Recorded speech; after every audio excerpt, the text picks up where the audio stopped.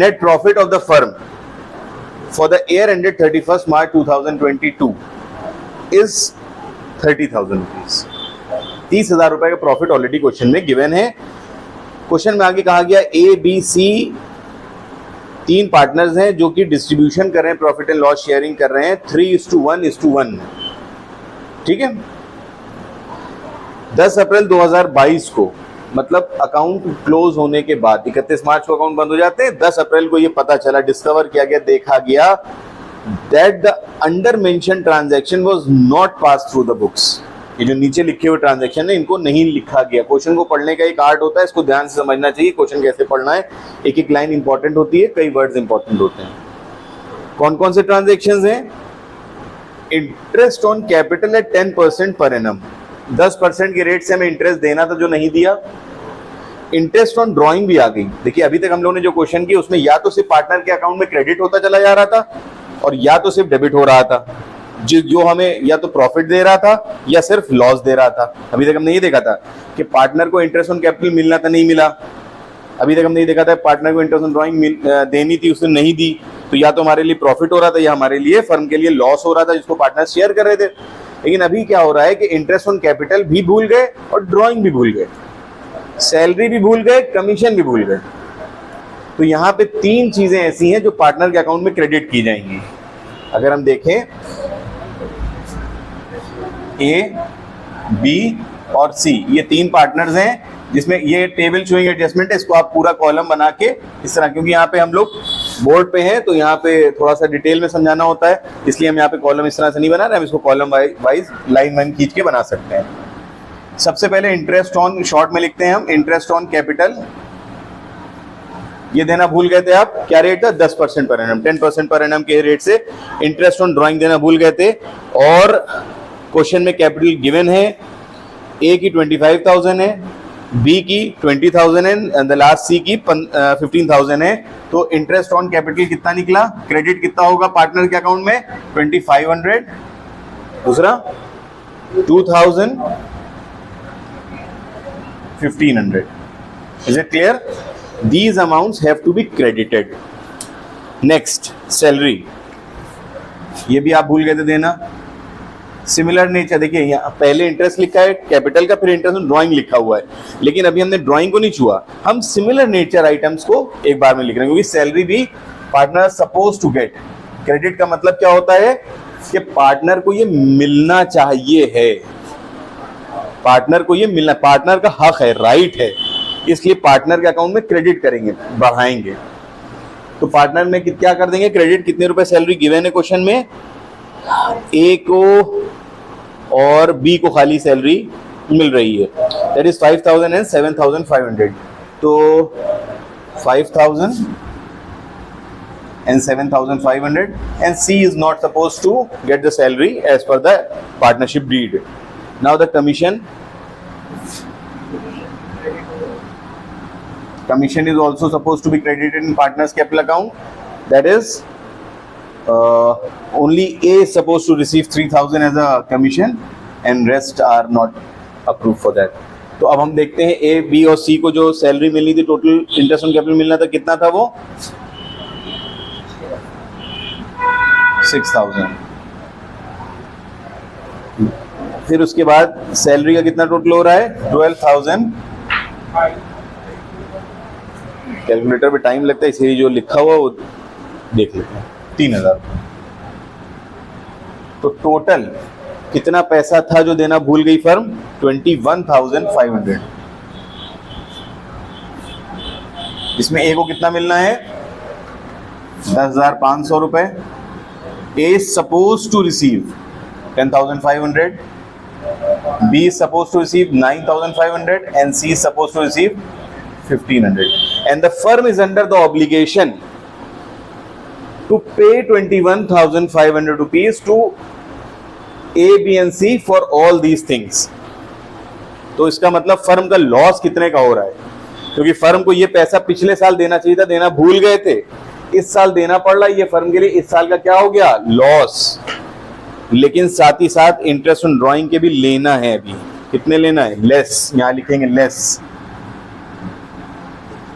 Interest, short में लिख रहे हैं interest on drawing, partner is suppose to be debited, partner's capital account is suppose to be debited, क्योंकि partner से लेना है ये पैसे, देना थे तो क्रेडिट, लेना है तो डेबिट। पार्टनर का एंगल देखिएगा, फर्म का एंगल मत देखिएगा, पार्टनर के एंगल से पार्टनर से लेना है, तब याद हो जाएगा।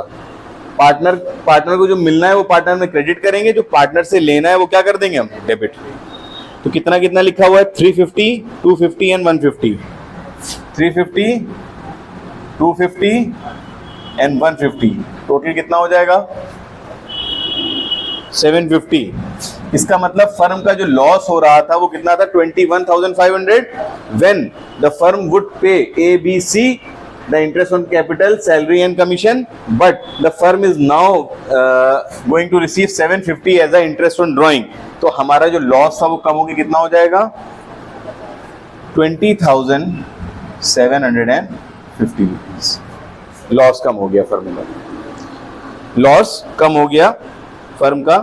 अब देखिए यहां पे हम देखते हैं कि A, B और C तीनों को अगर हम देखें, तुम्हारा सवाल जो है वो क्या था बताओ।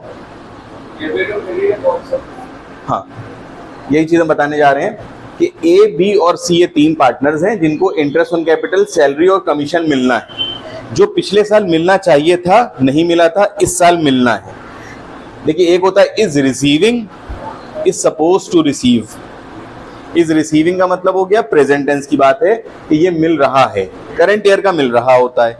लेकिन ये पिछले साल भूल गए थे, जो हम अभी एडजस्टमेंट करने के लिए 12-15 दिन बाद याद आया उनको अकाउंट बंद करने के, ये चीज हम नहीं कर पाए थे।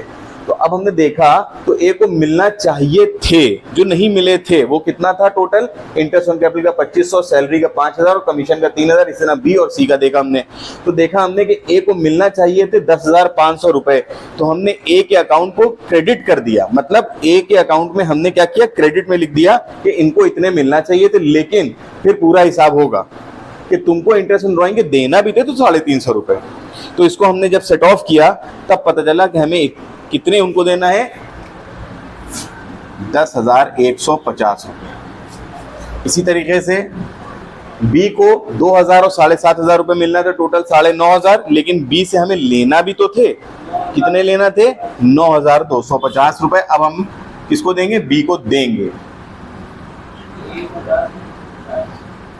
हाँ 1,350। बात क्लियर हुई, क्लियर हुई। बहुत छोटी सी मिसाल, अक्सर देखा होगा बच्चों ने कि घर में मजदूर आते हैं काम करने, घर वर बनता है ना, मजदूर आते हैं, मिस्त्री आते हैं, अक्सर अपना सामान वहीं छोड़ जाते हैं जहाँ वो काम करते हैं। देखा है ना, घर में जब घर वर बनता है, पेंट होता है कुछ भी, तो वो लोग अपना सामान जो भी होता है उनका सब सामान, गुम्मा मजोड़ने वाला, पुताई का ब्रश वगैरह सब छोड़ के चले जाते हैं, क्योंकि काम लगातार अगर चल रहा होता है 5-7 दिन। तो करते क्या है, वो दिन में आपसे कहते हैं भैया जरा 100 रुपए दे दिए, खाना खाए। कहते ना भैया जरा 100 रुपए दिए, खाना खा के आ रहे हैं। तो हम लोग क्या करते हैं, शाम को अगर हमारी उनकी दिहाड़ी तय हुई है, वेजेस तय हुई है 700 रुपए, और वो कहते हैं कि हमको एक साथ दे दिएगा, जितने दिन हम काम करें सबका जोड़ के दे दिएगा। हमारे यहाँ वो 10 दिन काम करने वाले हैं, तो 700 रुपए पर डे के हिसाब से 10 दिन बाद जो हम हिसाब करेंगे तो क्या होगा, 7,000 रुपए हम उनको देने वाले होंगे। लेकिन फिर हम कहेंगे 100 रुपए पर दिन तुमने हमसे लिया भी तो था, तो नेट जो बचेगा वो हम उनको, यही तो कहते हैं हम लोग हिसाब कर लें, कहते हैं ना हिसाब कर लो, जाओ चलो बहुत दिन काम कर लिया तुमने, हिसाब करो भैया, मेरा हिसाब कर दिए। होता है कभी कभी जो वर्कर होते हैं बहुत परेशान हो जाते हैं, कहते हैं भैया मेरा हिसाब करिए, हम जा रहे हैं, आपके साथ काम हम नहीं करना है। होता है ना, मजदूर कहते हैं, तो वो हिसाब करना यही होता है। हम देखते हैं कि हमें कितना देना चाहिए था, हम देखते हैं कि हमें कितना देना चाहिए था, जो रेट उनसे तय हुआ था उस हमने देखा। उसके बाद जो वो हमसे ले चुके एडवांस हमने माइनस कर दिया, जो बचा वो हम उनको पे कर देंगे, ठीक है ना। बस यहाँ पे भी यही चीज है, ए, बी और सी इन तीनों को मिलना चाहिए था इतना, इनसे हमें लेना था इतना, तो कुल मिला के ए को इतना मिलेगा, बी को इतना मिलेगा और सी को इतना मिलेगा। टोटल फर्म का लॉस कम होके 21,500 से कम होके कितना हो गया, 20,750। Now the firm partners are suppose to divide division of loss, loss divide होगा कितने का, 20,750 रुपए का लॉस, किस रेशियो में, 3:1:1। ठीक है, जब हम इस लॉस को बांटेंगे कितना आएगा, 12,450। बी का कितना आएगा, 4,150, और इनका भी आ जाएगा 4,150। मतलब अगर हम ऊपर वाला कंसेप्ट मजदूर वाला ले लें तो देखो जो मिलना था वो लिखा था और जो एडवांस ले चुके थे वो ये हो गया। अब देखिए ध्यान से, पार्टनर को ए को मिलना है 10,150, लेकिन लॉस के शेयर कर रहे हैं 12,000 रुपए, वो देना है उनको और ज्यादा। उल्टा समझ लो, इसको उल्टा समझ लो, वो हमसे एडवांस में 8,000 ले चुका है एक मजदूर हमसे एडवांस में 8,000 ले चुका है। जब हिसाब करने की बारी आई तो हमने कहा 7,000 तो तुम्हारे बन रहे थे, हमें देना थे, हमसे तुम ले चुके हो 8,000, लो 1,000। यही वाली बात यहां पे आ गई। ए को मिलना थे 10,150 और ए से लेना है 12,450। तो ए से कहेंगे भैया ऐसा है कि तुम हमको 2,300 रुपए दे दो। तो ए के अकाउंट में हम क्या करेंगे, डेबिट, लाओ पैसे लाओ, मांगेंगे उल्टा। फिर उसके बाद हम दूसरे जो साहब है, कौन है वो, बी का हम देखें 9,250 बी को देना थे और बी से लेना थे 4,150। इसका मतलब बी को हम दे देंगे, काट के हम दे देंगे 5,100 रुपए हम बी के हाथ में थमा देंगे, क्रेडिट कर देंगे, जाओ भैया जाओ। ये तो इनको तो पकड़ के बिठा लिया ना, पैसे लाओ, हैं, इनको कहेंगे ये लो यार पैसे, हैं। सी के साथ क्या करेंगे हम, सी को भी मिलना कम है, देना ज्यादा है, सी को बिठा लेंगे हम पकड़ के 2,800। देखिए मजदूर के केस में हमने क्या किया, क्योंकि हम इंडिविजुअल थे, या तो हमने ले लिया या उसको दे दिया। लेकिन यहां पे समझिएगा ध्यान से, ये है फर्म बनी है 3 पार्टनर से। ये 3 पार्टनर अलग अलग पार्टनर्स कहलाते हैं, मिलके बनती है फर्म। इसमें बी को देना है और ए और सी फर्म को देंगे और बी फर्म से लेंगे। अब ध्यान समझिएगा, अब फर्म के बाहर वाली तो कोई बात आनी नहीं है, जो कुछ है फर्म के अंदर ही अंदर होना है।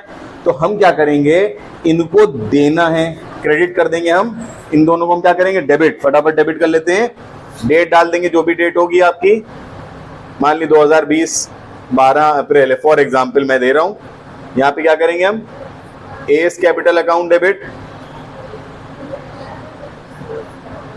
सी इज कैपिटल अकाउंट डेबिट, इन दोनों को डेबिट कर देंगे हम। कितने रुपए से, देखिए 2,300 और 2,800 जोड़िए जरा, कितना हुआ, 5,100 हुआ। इन दोनों से इंडिविजुअली ए से लेंगे 2,300, ले लिए, बी से लेंगे 2,800, ले लिए, जोड़े, कितने हुए 5,100। बी से कहेंगे ये आपकी अमानत, खुदा हाफिज। क्लियर हुई। ए से लिए 2,300, बी से लिए 28, सी से लिए 2,800, दोनों मिला के कितने हुए, गिने हमने 5,100। बी से हमने कहा ये आपको 5,100 क्लियर है, थैंक यू। समझ में आई बात, ये है एडजस्टिंग एंट्रीज। क्लियर।